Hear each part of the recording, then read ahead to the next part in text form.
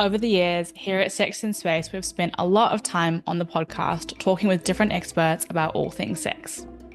In that time, we've been lucky enough to learn a whole bunch of different tips about how to have a better sex life. And in today's episode, we wanted to share some of our favorites with you.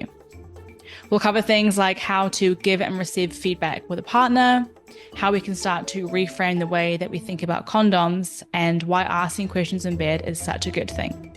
Let's get into it. There's two types of desire. One is spontaneous. Oh, I'm suddenly horny. The other is called responsive desire. I'm open to the idea of sex, and I'm, for many reasons, I know it'll be good when it gets going, it'll feel closer. And then for when you use responsive desire, horniness follows. And so you tell women, instead of waiting to be horny to have sex to get horny.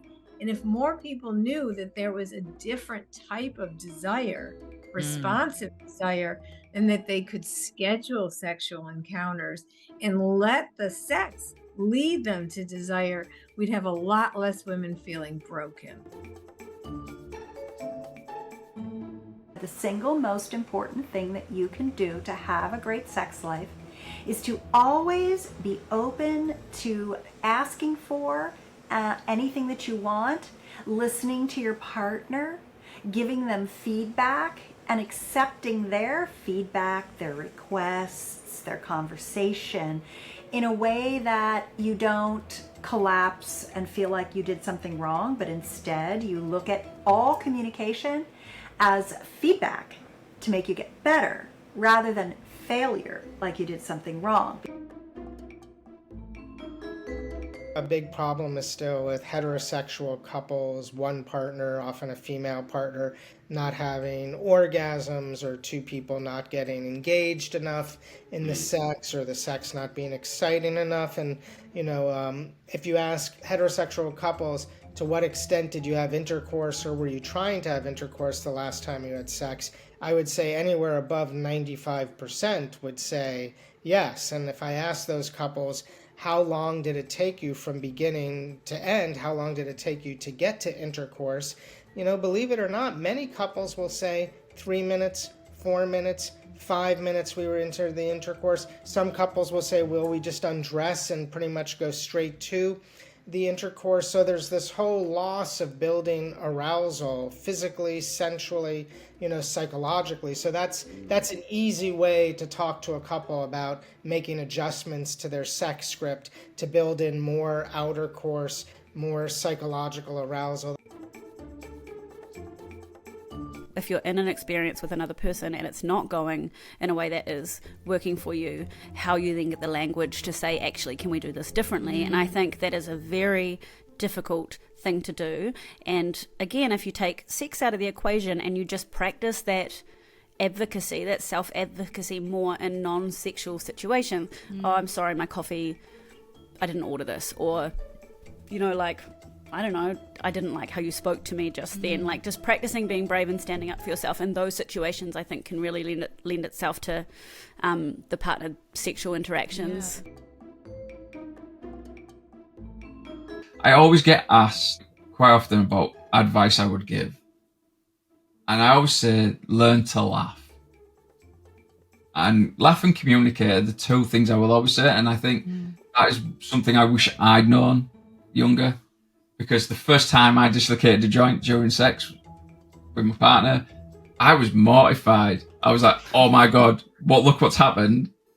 Then we just started laughing. And that was the best thing that could have happened. I was panicking in my head going, oh my God. And then it was like, we just laughed. And that's the way we kind of get through life sometimes. When I tell couples when they're trying something new sexually, I go at the end of that sexual session, high five each other. And you could say, great, we never have to do that again because that sucked. And that's fine. But celebrate the fact that you had the courage to try something new and be awkward and do that as a team together. That is a form of intimacy. Even if the actual sexual intimacy maybe wasn't so great, you still built more trust and emotional intimacy with each other. ideally, and we're talking about the positive aspects of Yeah. sexual connection, ideally when people are having sex, it's for the fun of it. Yes.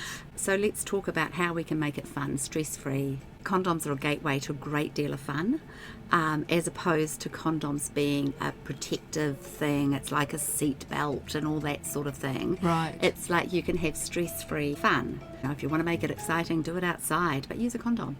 So they did hand massage classes. So you got with a friend and they just basically taught you how to give like a basic hand massage. Okay. But the whole point behind it was so that you got comfortable with saying to someone, oh, I don't want you to touch me there, or like that, but sort of without kind of telling them that's the message, but just because we don't have anything before we go into, you know, like sexual things which we have no knowledge of saying like that, oh no, can you know, oh, do you like it? Is that okay? So it was all about like, okay, so we learn how to do a hand massage, and then but if someone's pulling your fingers too hard, like tell them, and I did it with one of my friends, just to like, I was like, would you like hand massage? And then it was amazing how it still felt weird. Like I think I was in my like late 20s and I was like, oh, is that too hard? Oh, is you know, which bit do you like the best? And all this stuff. And I was like, oh my God, this is like a microcosm of what like sexual activity should be like. really what my husband and I learned when we were first embarking on this journey of opening our sexuality was that he'd been kind of treating me the way he wanted to be treated, and I was treating him the way I wanted to be treated, and we're very different people. Like, we couldn't be more different, but we're very compatible. And so we needed to start treating each other the way we wanted to be treated. So the golden rule is to do unto others as you'd have them do unto you, and that all's well and good, except not in a relationship. What you want is the platinum rule of relationship, which is treat your partner the way they want to be treated and vice versa. There's also listening, learning to listen. And, you know, I especially hear from a lot of young men about this idea that they're supposed to be always up for sex. They're supposed to show up knowing exactly what to do. They're supposed to last forever. They're not supposed to ask any questions. And I just really, you can see, and I can see, and anyone listening will understand where that leads and how damaging that could be. But I would love to just say to these young men, like, this is specifically for men who are sleeping with young women, I guess, as well, or wanting to. We know that our bodies are different. We know that people are different and they enjoy different things. Asking questions actually is a sign of, like, intelligence and experience, you know?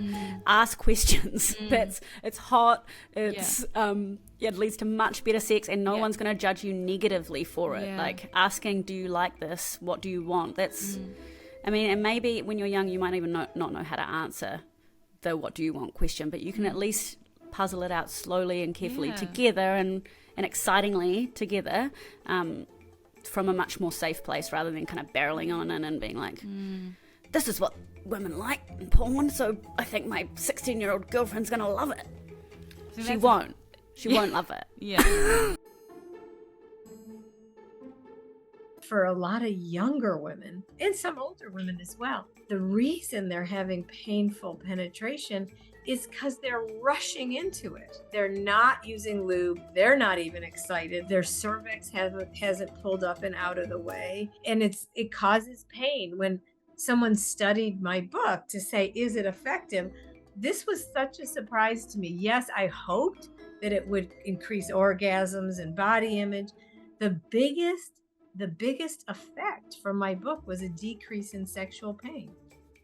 That's incredible. And why? Because I was teaching women basically the message, just because he's hard and ready, you don't need to let him in. Yeah, and I think, again, for people listening, the tenting effect is something very few people are aware of. Can you explain that for them? Yes. So when a person with a vulva gets excited, think of the vaginal canal. This is oversimplifying it, but think of it as like just a straight tube, right? But when you're excited, it becomes a wet tent. What does that mean?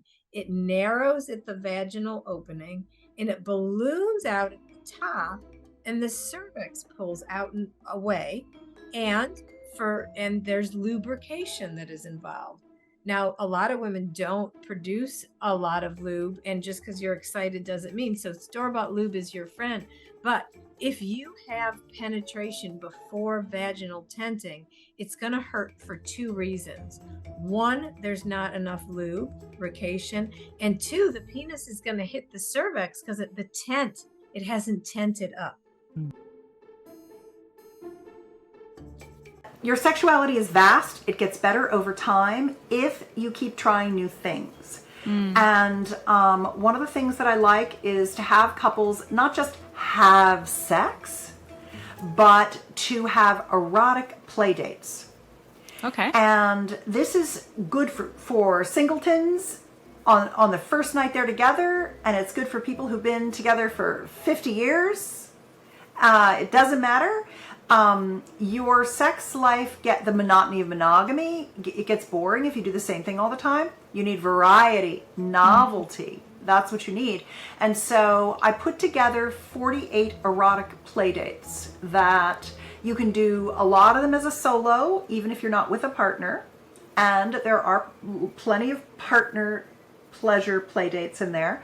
It's at sexlifebucketlist.com. And it's 2 decades of me coming up with all kinds of fun things people could learn together in the bedroom, like the 20 kinds of orgasms is just one thing. The expanded orgasm practice, female ejaculation, male multiple orgasm, using sex toys during lovemaking. I mean, there's just the list goes on and on. Sensation toys. I mean, there's all kinds of things. And what's really fun is if you go to sexlifebucketlist.com, what you get is a PDF download, and you get a video from me, a 40-minute video of a guided visualization where I walk you through the 48 play dates. And you have this printout in front of you, and you mark each one of them with an A, a B, or a C. A is, I'm definitely putting this on my bucket list. B is, hey, it wouldn't be for me, but if Tashi wants to do it, I'm totally down to do it with her. And if she needs me to fluff her up with some fun mitts while I've blindfolded her, I'll do it. Yeah. And then and then C's are, it's not for me right now. Never say never, because as you mature and gain more skills, it's really just about trying shit. That's really what you got to keep doing, is being like, well, today let's find my G-spot. Today let's try a cock ring. Today let's do this. Today let me try doing a deep throat blowjob and make myself have an orgasm. Whatever it is. And a lot of the things on the bucket list will be things that people were like, I did not even know that was a thing, and now it's all I can think about. If someone's listening going, how do I put my own pleasure first? What would your advice be? I think that you start with yourself. So masturbation is a part of that, is figuring out what kind of touch you like. There's some really nice, I know on some of the erotic audio apps like Dipsy and Quinn and possibly elsewhere, there are some guided masturbation kind of audios that prompt you to slow down and experience different kinds of touch and just have a kind of more intentional experience than just kind of like having an orgasm and falling asleep. I think things like that are really helpful.